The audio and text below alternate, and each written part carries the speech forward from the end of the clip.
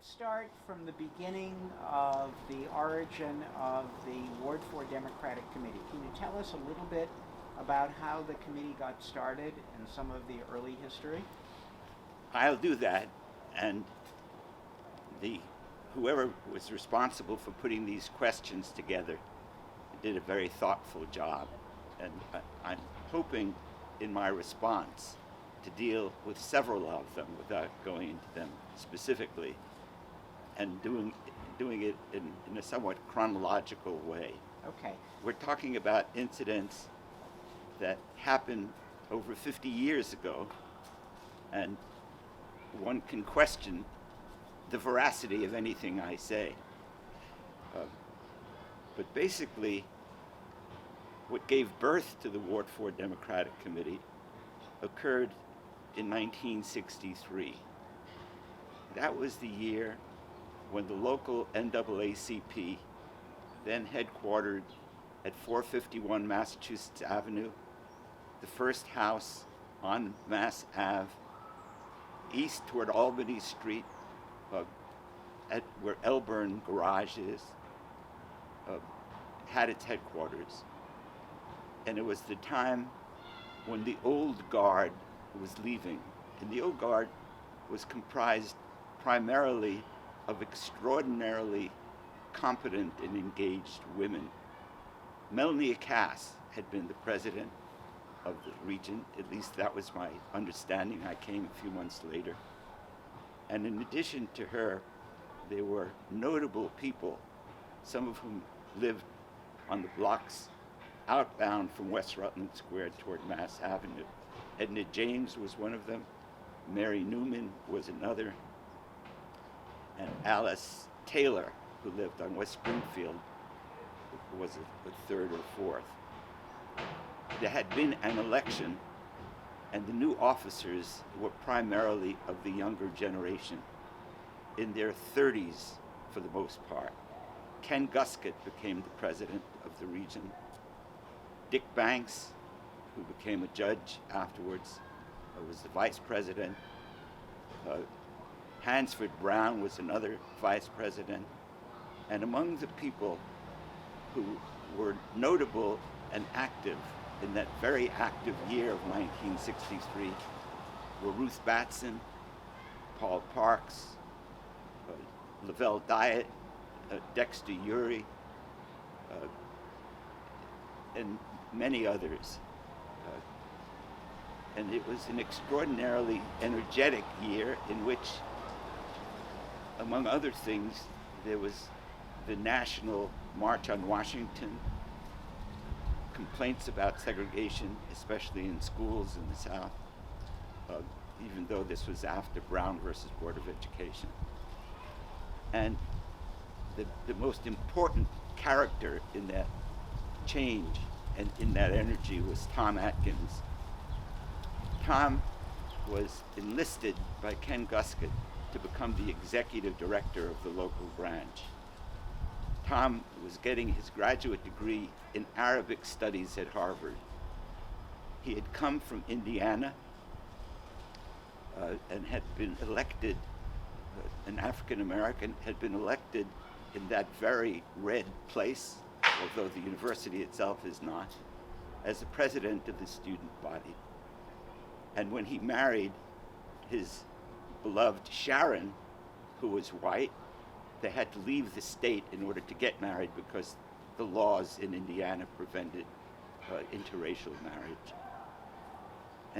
And Tom was a dynamo, a brilliant guy who later was elected as the first African American to an at-large seat on the Boston City Council and was reelected in 1969. Many of the people who were on the first Ward 4 Democratic Committee had worked in that campaign. We had a very well-organized campaign, especially in the South End, where we had street captains on almost all of the South End Street. And we met mainly at 64 West Rutland Square. That was the unofficial headquarters for that first election. When Tom was successful and went on the city council, it was obvious that the South End lacked any representation. We had no representative in the House, even though we were one of a joint district with Ward 10 that had 3 representatives. All of them had always come from Ward 10. So we were put in a position where, in order to be successful, we really had to galvanize the neighborhood and support the candidate. And the candidate could not be so unliked in Ward 10 that some wouldn't vote for him, because they overwhelmed us in numbers. So Ward 4 was submerged, as we would say, in Ward 10, and I started to explain that a Suffolk County Reapportionment Commission was established to reorganize the legislative seats in the State House. And every ward, which theretofore had deigned within the past 20 years to elect a Republican, and after all, these are heavily black places that remembered Lincoln, and so Republican was not a bad word, found themselves submerged with an overwhelmingly Democratic ward to create a multiple representative district. In Ward 10, for example. Where was Ward 10? Mission Hill. It still is. And Ward 10 had an enrollment of at least 95% Democrats. So that takes care of the Republicans in the South End. And because we were added to that ward, it gained for them an extra representative. So all of the representatives after that came from Ward 10. We also had no city councilor from our district. We had a city councilor from the South End, Ianello.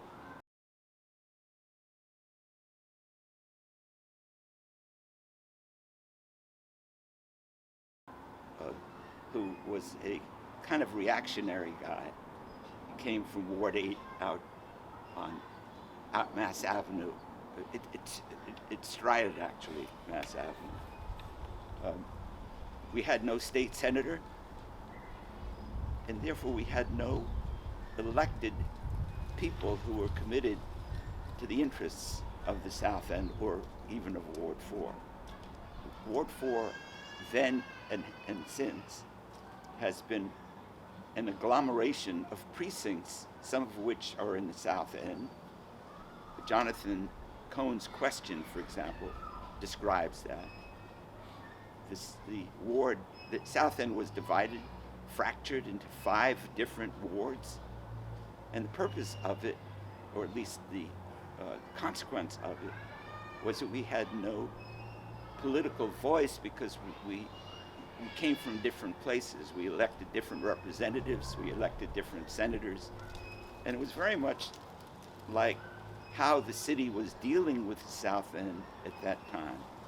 It was what I described as the doormat of the city. The purpose of the transportation, for example, was to get vehicles through our neighborhood as quickly as possible. And it made living quite unpleasant. And also it flooded us with visiting vehicles. On this street, for example, we had very few people who owned cars. And in fact, if you owned a car, frequently the car became the living room for a number of older black men, because they lived in single room places that were not accommodating to others, and it was their way of getting out without and being with their friends, especially in colder weather. So we didn't have a lot of cars, but the street was filled with cars because people came from elsewhere and they parked in our street and walked to the Prudential area or Copley, and then came at the end of the day and got out of here as quickly as they could. So it was a place that simply lacked representational government. And also, it was a place that was filled with a whole cafeteria of different issues of crime and grime, as Mel King would describe the two, of schools, although the Ward 4 committee never undertook specifically to deal with that question.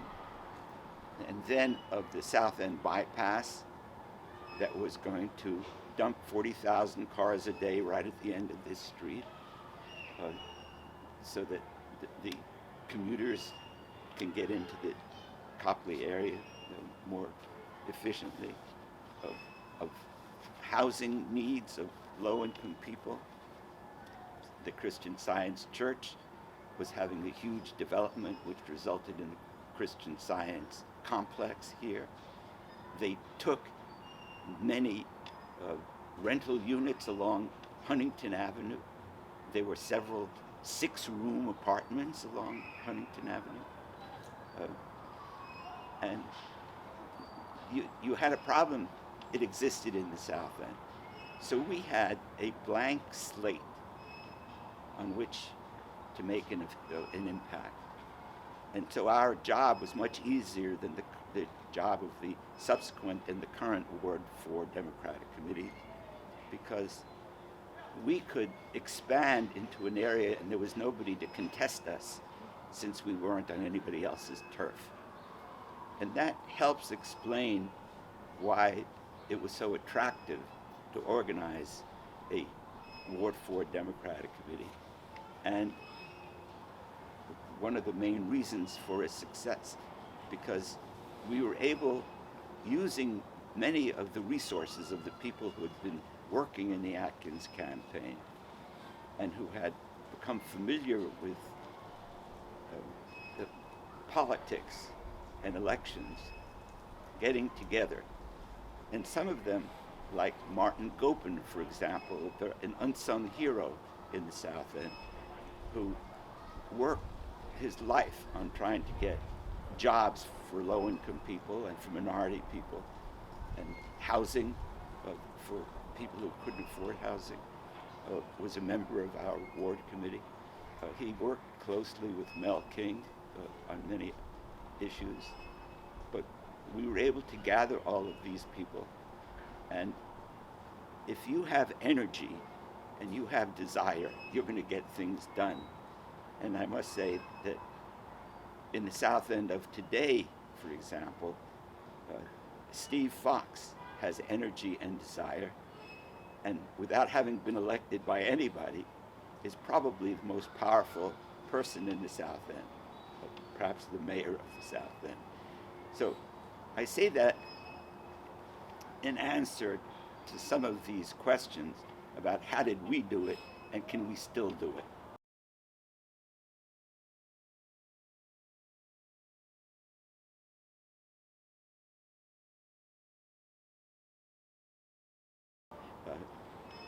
I don't answer the question about can we still do it, because my tenure ended a long time ago and I have no experience with the current detailed situation. I have been impressed that the Ward 4 Democratic Committee has retained its vigor and has been led by people of integrity, energy, and competence, including the current president and Michelle Wu and others who have taken that position. One of the questions is, how did we decide what to do? And how did we do it? Well, first of all, the meetings were open to anybody. Anybody who wanted to attend could, and we didn't distinguish among those who were actual members and those who were visitors. We didn't attract many visitors who had a specific agenda. We attracted people who, like us, left their egos pretty much at home. And I think that was a very important part of the success of the agency.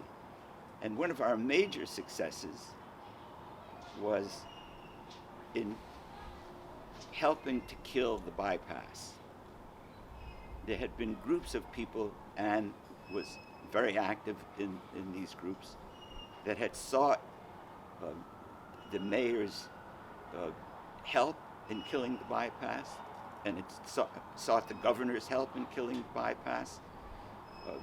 It would have ruined the neighborhood. It would have replaced life here with cars. And Kevin White, fortunately for us, was running for governor, and he called on the representatives of the ward committees to solicit their support. Let me backtrack. The only authority for ward committees listed in the legislation is that it chooses at a convention who the Democratic officers of the state are going to be. So everything else is surplusage. That's what they're charged with doing. So Kevin White called on representatives of the 22 wards in Boston to come to his office and to exchange what they were looking for supporting him. And we had 3 representatives, and when we went, we had a list of items that we wanted his help on. And I think you have a copy of that list. It began with killing the bypass. Barney Frank was his executive, the executive in his office. Barney had just come out of Harvard, and how the two of them connected, I don't know. And I was not a great fan ever of Kevin White. I thought he was mediocre. And when he ran in 1971, for example, in an interview with the Quincy Patriot Ledger, they asked him what his program for the next term was going to be, and he had no program. So, I mean, that's what I held against him. But the people that he chose were magnificent, and he had the most stellar people you could imagine, including Barney Frank, Ed Loeb, Fred Salvucci, Bob Weinberg, and many others. So we went there, presented this list, and Barney Frank later said that the other ward committees all came looking for jobs, we came with issues. And that distinguished to me then and since what the ward committee represents. We came looking for help on hiring of minorities, for housing. Anything that you could think of is listed in that letter. And he responded in the next few days positively to almost all of them. So that's how we chose things. We also undertook a conversation with Christian Science Church, which taught me how prejudiced they were. They had taken these houses that had poor tenants, families, six rooms, had lots of families, and they created these structures that you see on Mass Avenue, those 2 huge white structures, and the big one along Mass Ave that looks out on the complex, and not a single place for a large family. And so we took them on. And Carl Reckner was the name of the guy who was responsible. And when I asked him about these things, his response was, "We're spending $48 million. His response was money. So it reflected the disconnect. In addition, when it was finally successful in killing the bypass and getting the south end corridor underground. People were asked about opening up the streets now that it was flat. Should there be a different intersection between the South End and the Back Bay? The Christian Science Church was against it.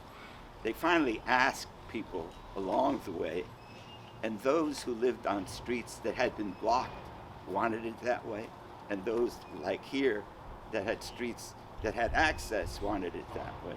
And so they accepted that, and that's what the arrangement was.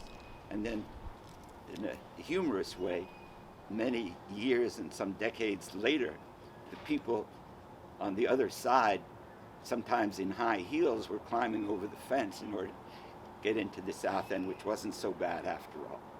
But the Christian Science Church people were worried about crime, that the crime would be committed there, and the thieves would then run and shelter themselves in the catacombs of the South End. And we did whatever we could, and we were very active, and we used whatever resources existed because somebody had the energy to do it, or a connection with something, or not. When we organized the Ward 4 Democratic Committee, we tried to have representation of all kinds, of racial, ethnic, economic, educational, geographical. And we had people, 2 people of the original committee came from the Fenway. We tried to have people from different areas of the city, of the ward, and also that's geographical, racial, ethnic, economic, educational. We had 2 people from the Fenway area. One was Mildred Davis, as I recall, and the other was a young man who was married, whose name I've forgotten. But if you look up the list, you'll see their addresses. And we had one from the Mission Hill Extension, that was Ward 4, Precinct 11, as I recall. So a resident of the project, so we used to call them rather than development. And it was open, as I said, so that anybody who wanted to participate could. Now you asked about how did we get a representative district? Well,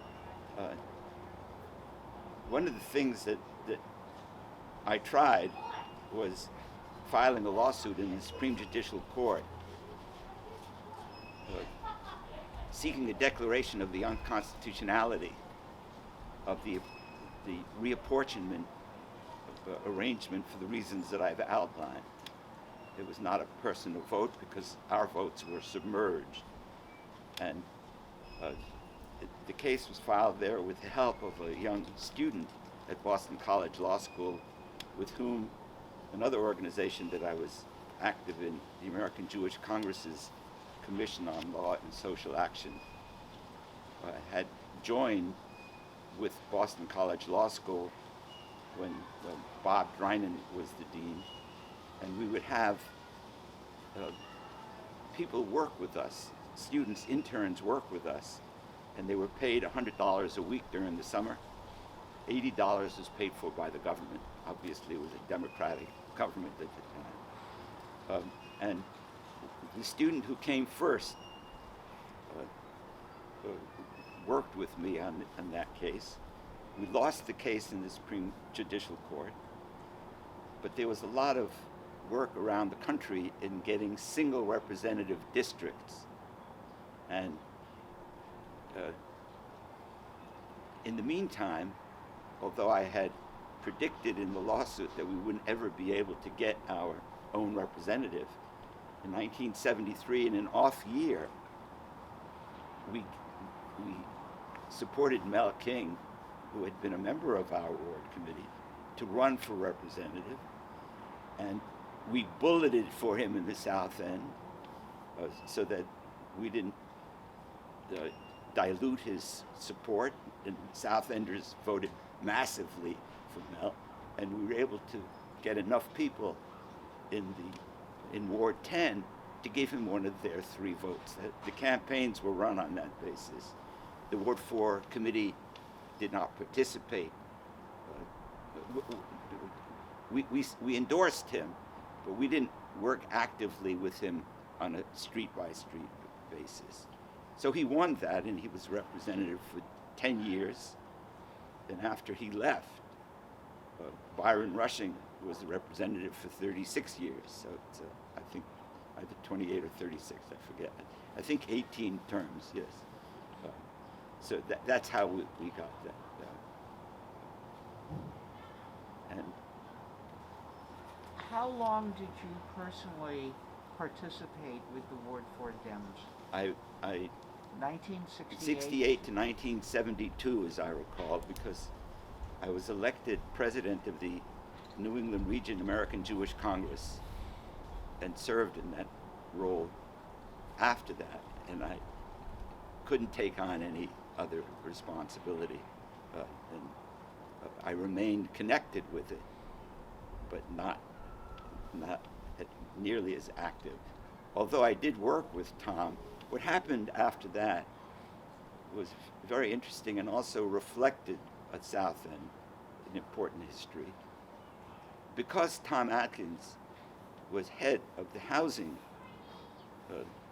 committee of Boston City Council, and because of who he was, he took a very active hand in the South End's quest for control over redevelopment. And we sought in the South End to have a representative group with power to make decisions on redevelopment.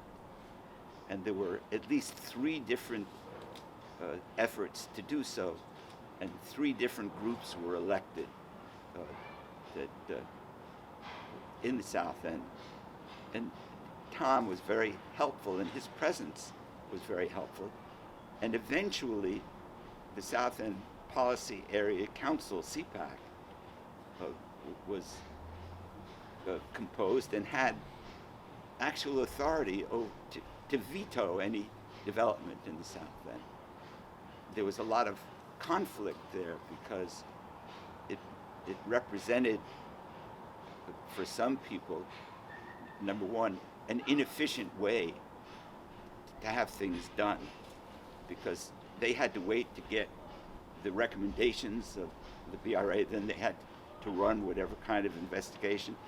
It had no resources other than hiring somebody, for example, and it had no capacity to do that. And in addition, during the course of that effort, I learned something that I was sorry to learn. I had run in one of those campaigns, and I didn't make it because I was a homeowner. And it was really sad to me because I had grown up in an apartment, and I pointed out, Mel King is a homeowner, but that didn't cut it. So it made clear that there are certain social limitations, cultural limitations that exist, and you can't make things right just because they're rational. What was the relationship between the Ward 4 Dems and the redevelopment and Atkins? Was there any formal or was it informal political association? I think that what the Ward 4 was looking for was what Tom was looking for. He wanted to put it in those terms, people power, that people should have a say in matters that were going to affect their lives. So there was never any formal arrangement. Got it. But similar political thinking at that time. Yes, yes. I want to turn to the why question. Why did you want to get involved with the Ward 4 Dems after moving here? You moved here in 1965. 65. Yes. And 68, the Ward 4 Dems. Yes. Well, 67 we had the campaign out of this house. Okay. You've asked about endorsements, since there is no legislative requirement or authority for it, nor is there any prohibition against it. Endorsements was a very important aspect of our work, because what it did was to have us attract those candidates who sought support. And because we had been so successful politically in the ward, it's not surprising that there were such candidates. And so we undertook a process every election to question candidates, to ask where they stood on various things, and then to vote for endorsements. We had a very high threshold, which I think continues until now. Maybe 3/4 of the people who voted needed to endorse somebody. And we endorsed it and issued newsletters. I think you have a bunch of the newsletters that we issued. And among the people that we endorsed were 2 Republicans.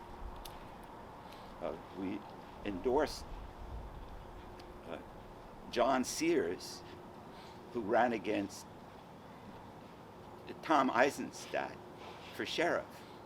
Now, Tom Eisenstadt was a Democrat, but not anyone to our liking. And also, one year we endorsed Mary Newman as Secretary of State. She was a worthy person, and more worthy, we thought, than the Democrats. And as a consequence of this, legislation was filed and passed prohibiting a party from endorsing somebody from another party. So that reflects on I could ask you 2 questions, and it's sort of getting near the end. Yeah. One set of questions are, how do you see the current state of political affairs now? That may be very broad. The other one is, what are your wishes and hopes for the future of the Ward 4 Democratic Committee? Which, do you want to handle both? Or? Yes, I was going to get to that. Okay. I don't have anything to say about what the Ward Committee ought to do now. Its job, as I said, is much harder than it was in our time, because there are competing authorities that deal with the issues that we dealt with. We have a representative. We have 3 representatives, actually. Today there are active neighborhood associations. There were neighborhood associations in our time. The BRA made sure that every street in the South End was covered by a neighborhood association when it sought approval for the urban renewal plan. And some actually work. Most have the same kind of trouble that the Ward Committee in defining what it ought to do. And you have the South End Forum, which is an umbrella organization for all of the South End.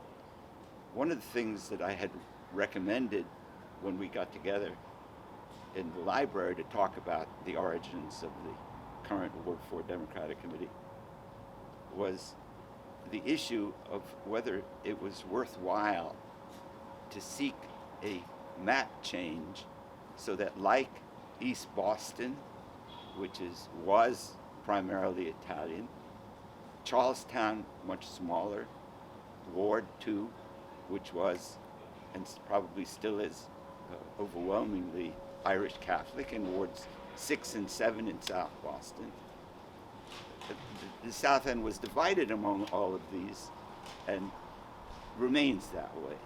And query whether, because it is thought that the South End stands for something significant and worthy, that it ought to be a representative district so that it has its exclusive representative in the House.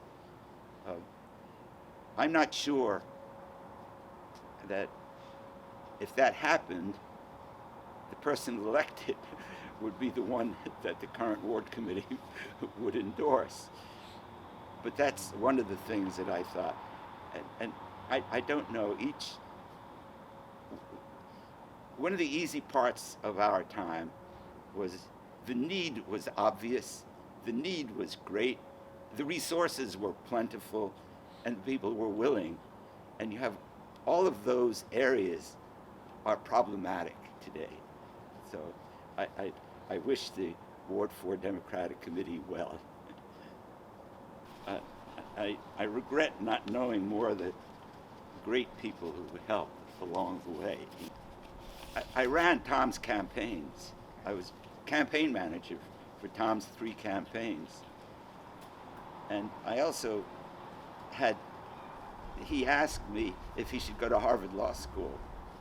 And I told him my story about when I was in elementary school. I had a teacher who was going to law school. I had then, soon before that, decided I was never going to be a doctor because I couldn't afford it and my parents didn't have any money. And there were quotas keeping Jews out of medical school. So I had this teacher who was going to Brooklyn Law School in the morning, and he was my inspiration. I said, if he can do it, I can do it. And I said, Tom, if I can do it, you can do it. Okay, so you're campaign manager I was for Tom. campaign manager. And he asked me to run his campaign. I said, I don't have any experience. I was on the ward committee in Ward 5 at the time. And he said, I don't either. I said, that's not true, Tom. You were elected president of Indiana University student body. You have experience. But that's how that worked. Can I ask you a last time about your motivations for getting involved politically, or you don't want to talk about it? It's complicated, but the values I grew up with included doing something, as they say now in Hebrew, tikkun olam, to improve the world, to heal the world. And I thought that the issue of blacks in the country was an obvious one, and that's when I joined the NAACP. That was a major motivation. And then when I moved here, I saw that that issue remained the same, and it was broader. It was more complex than that. Yeah. And it's still the same issue. Yes, Among other issues. I thought that when Obama was re-elected, we'd overcome that. Boy, was I wrong. Okay, bravo. One question. I'm sorry. I just wanted to understand in a couple of sentences how the janky lines that define Ward 4 were drawn. An apportionment commission meets every 10 or 20 years, and it makes decisions about it, and it's like apportionment generally. There are certain requirements, like, for example, basic equality. The law has changed about multiple representative districts around the country, and it has a constitutional basis. So you have single representative districts now. And their sizes have to be somewhat comparable, because otherwise you don't get a person to vote. If I vote in a district which has 40,000 people, and you vote in a district which has 5,000 people, you have 5 times the influence that I do.